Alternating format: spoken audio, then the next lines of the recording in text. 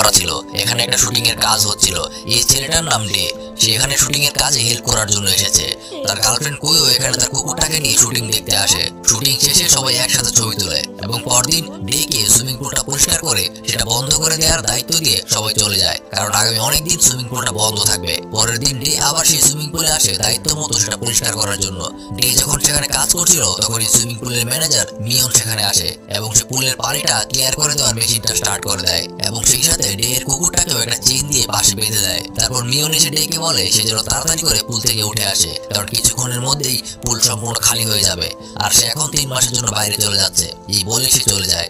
Day মিয়নকে বলে যাওয়ার সময় সে যেন একটা পিৎজা অর্ডার দিয়ে যায়। এই বলে সে একটা ফ্লোটিং সোফায় শুয়ে পানির উপরে বিশ্রাম করতে করতেই সেখানে ঘুমিয়ে পড়ে। এদিকে পুলের পানি আস্তে আস্তে কমতে থাকে। পানির লেয়ার অনেক কমে যাওয়ার পরে কুকুরের ডাক শুনে ডে এর ঘুম ভেঙে যায়। আর ঘুম ভেঙে যাওয়ার সাথে সাথে সে দেখে পানি অনেক কমে গেছে। সে পানিতে ঝাঁপ দিয়ে